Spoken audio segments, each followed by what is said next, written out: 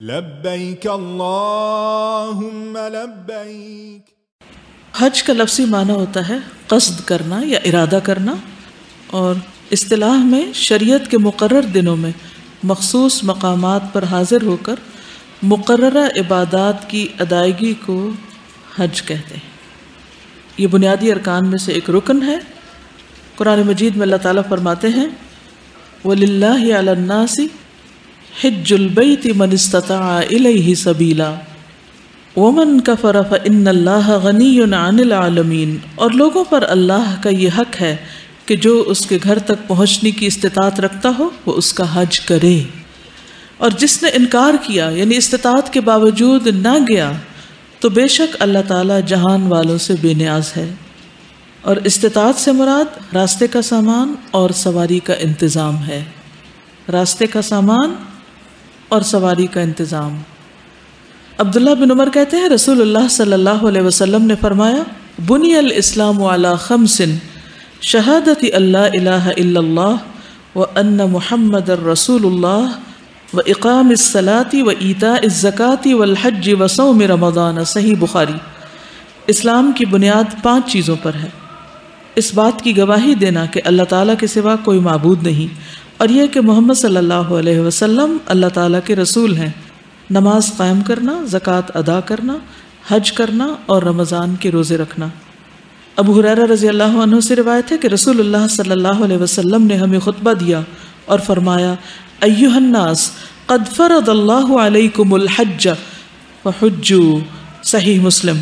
اے لوگو، اللہ نے تم پر حج فرض کیا ہے پس تم حج کرو، لیکن یہ فرض زندگی میں ایک بار ہے، اس لیے ایک اور حدیث میں آتا ہے الحج مرۃ واحدہ فمن زاد فہو تطوع، حج ایک بار ہوتا ہے اور جو زیادہ بار کرے وہ نفل شمار ہوگا۔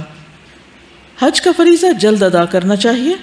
رسول اللہ صلی اللہ علیہ وسلم نے فرمایا تعجلوا الی الحج یعنی الفریضۃ فإن أحدكم لا يدري ما يعرض له، مسند احمد۔ حج کا فرض پورا کرنے میں جلدی کرو کیونکہ کسی کو پتہ نہیں کہ اس کو کون سی رکاوٹ پیش آ جائے، یعنی اپنی ذات میں کوئی رکاوٹ، کوئی بیماری وغیرہ، یا مالی مشکلات میں سے کوئی مشکل، یا اولاد میں، یا راستہ بند ہو جائے، کیونکہ آپ کو معلوم ہے کچھ ملکوں سے حج کے لیے جانے کی اجازت ہی نہیں اور وہاں سے نکلنے کا کوئی راستہ ہی نہیں ہوتا، اور اسی طرح کے دیگر احوال، تو معلوم نہیں کہ کیا ہو، اس لیے فریضہ ادا کرنے میں دیر نہ کرو، سستی نہ کرو۔ ایک اور روایت میں آتا ہے من اراد الحج فلیتعجل فإنه قد یمرض المریض وتضل الضالة وتعرج الحاجة، مسند احمد۔ جس شخص کا حج کا ارادہ ہو اسے یہ ارادہ جلد پورا کر لینا چاہیے، کیونکہ بعض اوقات سواری گم ہو جاتی ہے، کبھی کوئی بیمار ہو جاتا ہے، کبھی کوئی ضرورت آڑے آ جاتی ہے، تو اس وجہ سے انسان پھر فرض ادا نہیں کر سکتا۔ پھر اسی طرح بعض اوقات انسان نیکی کے دوسرے کاموں میں لگا رہتا ہے۔ بعض لوگوں کا یہ خیال بھی ہوتا ہے کہ کسی غریب لڑکی کی شادی کرا دو، کوئی اسکول کھول دو، کوئی اور کام کر لو، حج کے لیے کیوں اتنے پیسے لگاؤ۔ لیکن بات یہ ہے کہ باقی نیکی کے کام باقی اوقات میں، اور اللہ کے اس حکم کی ادائیگی جو ہی انسان صاحب حیثیت ہوتا ہے حج فرض ہو چکا ہوتا ہے، تو اس وقت جب ایک فرض آپ پر واجب ہو چکا، لازم ہو چکا، ذمے آ چکا، تو اس وقت اس طرح کی باتیں نہیں سوچنی چاہیے۔ نیکی، خیر اور بھلائی کے اور بہت سے کام ضرور ہیں، لیکن فریضہ اپنی جگہ ہے، تو فریضے کی ادائیگی کسی اور طریقے پر نہیں ہو سکتی، یعنی کسی کی شادی کروا کے یا کوئی یتیم خانہ کھول کے حج کا فریضہ ادا نہیں ہوتا۔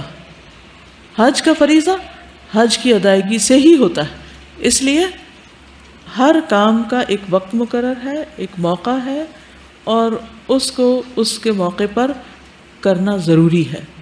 اگر انسان اس موقع پر وہ کام نہیں کرتا تو اس کی وجہ سے پھر اور بہت سی خرابیاں پیدا ہونے لگتی ہیں، اور وہ خرابیاں جب عام ہو جاتی ہیں تو یتیم خانے بھی بند ہو جاتے ہیں اور باقی نیکی کے کام بھی بکھر کے رہ جاتے ہیں۔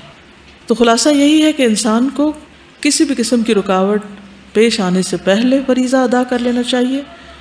دوسری نیکیاں اپنی جگہ، لیکن فریضہ اپنی جگہ، اور باقی اپنی صحت، سلامتی، خیر اور عافیت اور بھلائی، دعاؤں کی قبولیت اور دیگر فوائد کے لیے انسان جب بھی اسے अल्लाह ताला इस्तिताअत दे, मौका हो तो वो अल्लाह के घर की तरफ रवाना हो जाए।